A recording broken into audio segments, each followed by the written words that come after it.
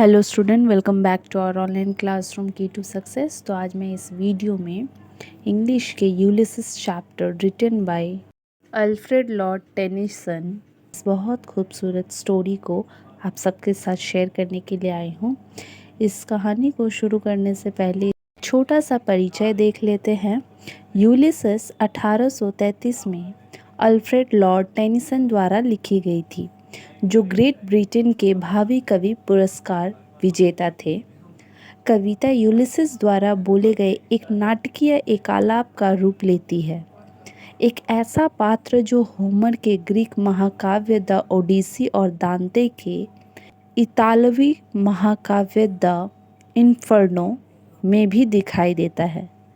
The Odissi में Ulysses Odysseus घर लौटने के लिए संघर्ष करता है, लेकिन टेनिसन के यूलिसिस में एक वृद्धि यूलिसिस घरेलू जीवन से निराश है और फिर से यात्रा शुरू करने और दुनिया की खोज जारी रखने के लिए तरसता है। दांते एक खोजकर्ता के रूप में यूलिसिस की लापरवाही की निंदा करते प्रतीत होते हैं, लेकिन टेनिसन की कविता में यूलिसिस की असीम जिज्ञासा और निडर भावना में बड़प्पन और वीरता भी दिखाई देती है।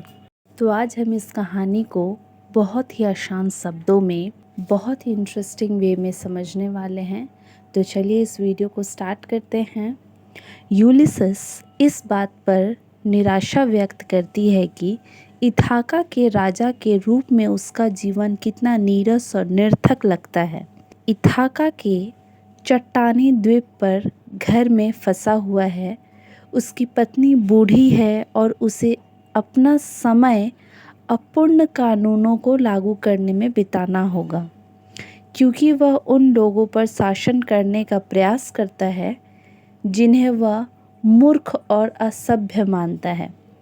यूलिसिस की नज़र में उसके सभी लोग धन इकट्ठा करने, सोने और खाने के अलावा कुछ नहीं करते।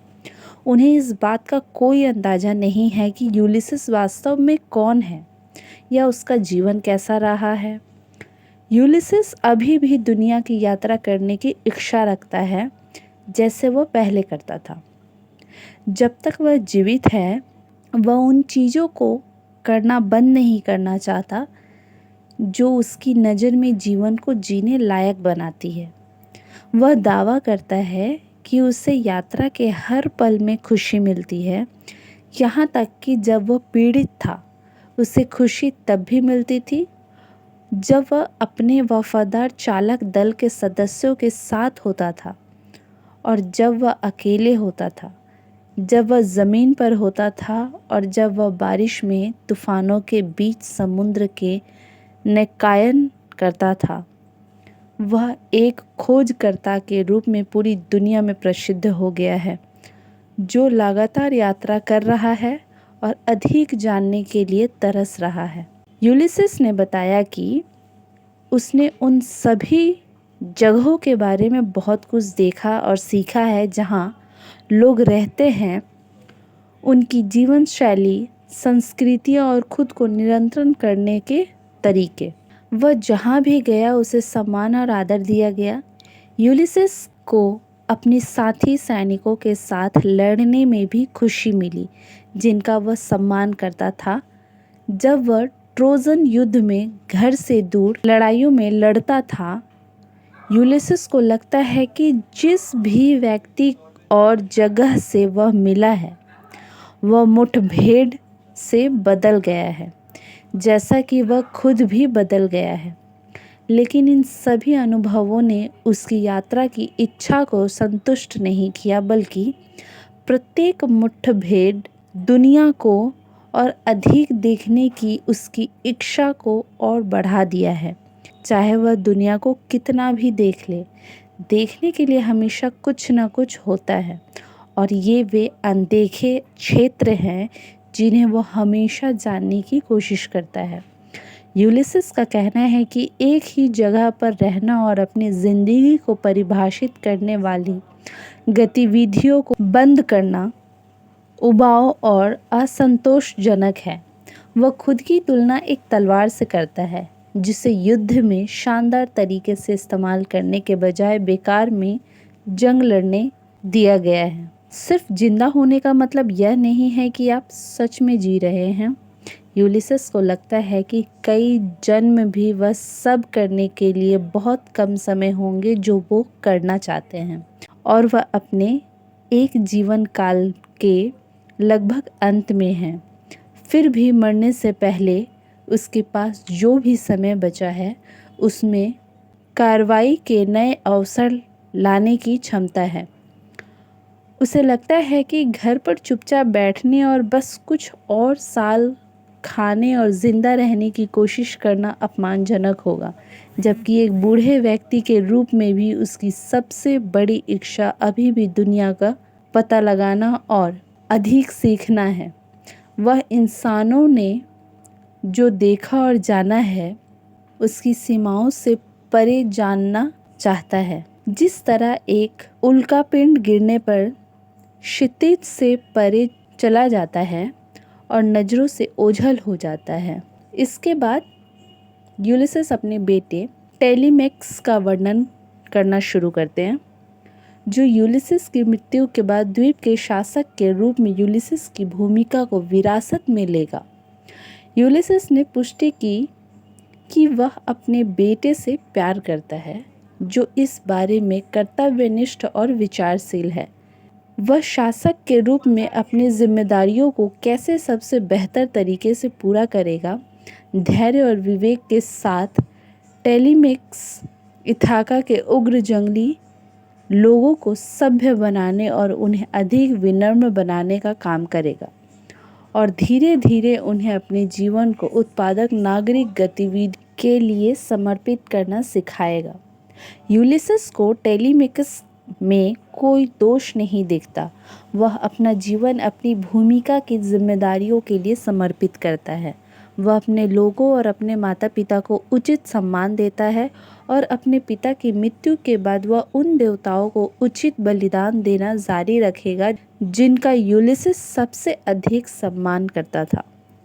टेलीमैकस शासक की भूमिका के लिए उपयुक्त है, ठीक उसी तरह जैसे यूलिसेस एक अलग भूमिका रोजकर्ता की भूमिका के लिए उपयुक्त है। यूलिसेस बंदरगाह की ओर देखता है, जहां उसके जहाज के पालों में हवा बह रही है और जहां वह विस्तृत अंधेरे समुद्र को देख सकता है।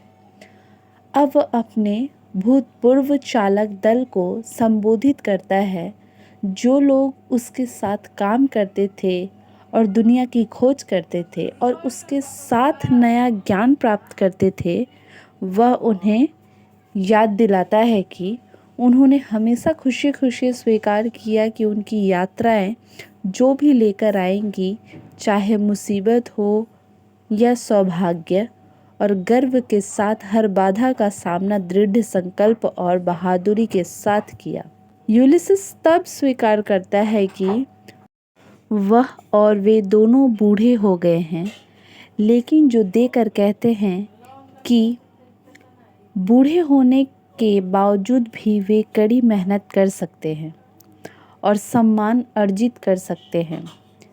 जल्द ही वे मर जाएंगे और उनके महान कार्य करने का मौका ख़त्म हो जाएगा, लेकिन मरने से पहले वे अभी भी कुछ वीरतापूर्ण कार्य कर सकते हैं, कुछ ऐसा जो उन पुरुषों के लिए उपयुक्त है जिन्होंने कभी देवताओं से युद्ध किया था।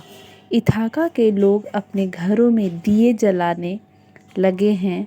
रात हो रही है, चांद आसमान में उग रहा है, समुद्र की लहरें लगभग इस तरह बड़बड़ा रही है मानो ये यूलिसेस से बात कर रही हो।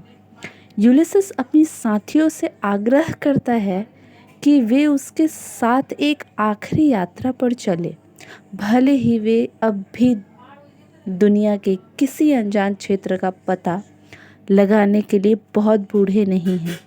वह उन्हें एक जहाज पर चढ़ने, किनारे से दूर जाने और पतवार चलाने के लिए आमंत्रित करता है, ताकि वे लहरों को हरा सके, क्योंकि यूलिसेस का लक्ष्य अभी भी क्षितिज से आगे बढ़ना है, जहाँ तक वह जा सकता है, इससे पहले कि वह अनंत मर जाए। वह स्वीकार करता है कि लहरें उनके जहाज को डुबा सकती है, लेकिन वे उस स्थान तक भी पहुंच सकती है जहां मृत्यु के बाद धन्य लोगों की आत्माएं जाती है। वहां वे अपने पुराने साथी कुशल योद्धा अकीलीज को देख सकते हैं, अकीलीज को भी देख सकते हैं। बुढ़ापे के कारण उनके कई वीर गुण कम हो गए हैं, लेकिन वे पूरी तरह से खो नहीं गए हैं। उनके पास उतनी ताकत या शारीरिक शक्ति नहीं है जितनी कि युवा पुरुषों के पास महाकाव्य दुनिया को बदलने वाली लड़ाइयाँ लड़ने के लिए थी। लेकिन अंदर से यूलिसेस घोषणा करता है, वे आखिरकार वही पुरुष है जो वे हमेशा से थे। उनके दिमाग और दिल अभी भी खतरे और बाधाओं का सामना करने के लिए बहादुर और शांत है। बुढ़ापे के कारण उनके शरीर कमज़ोर हो गए हैं, जिसका सामना हर इंसान को करना पड़ता है, लेकिन उनका हौसला पहले की तरह ही मजबूत है। वे कड़ी मेहनत करने और लक्ष्य को पाने और उन्हें पूरा करने के लिए दृढ़ संकल्पित और कभी हार नहीं मानते हैं। वीडियो अगर अच्छी लगी हो तो वीडियो को लाइक कीजिएगा, अपने दोस्तों में भी शेयर कीजिएगा। इस वीडियो से रिलेटेड कोई भी डाउट हो तो हमें कमेंट ज़रूर कीजिएगा। इस वीडियो से पहले मैंने अपने चैनल पर इंग्लिश के our casuarina tree written by Toru Dutt के बहुत ही आसान शब्दों में पूरे चैप्टर को हिंदी में एक्सप्लेन किया है। साथ ही साथ मैंने इस चैप्टर के मल्टीपल चॉइस क्वेश्चन भी मैंने अपने चैनल पर अपलोड किया हुआ है, जिसके वीडियो का लिंक मैं इस वीडियो के डिस्क्रिप्शन बॉक्स में डाल दूंगी, आप लोग चेकआउट कर लीजिएगा। तो चलिए मिलते हैं नेक्स्ट वीडियो में इस चैप्टर के इम्पॉर्टेंट MCQ के साथ। तब तक के लिए इस चैनल से जुड़े रहने के लिए इस चैनल को सब्सक्राइब कर लीजिएगा, ताकि आने वाले सभी ज़रूरी चैप्टर्स की वीडियो आप तक पहुंच पाए।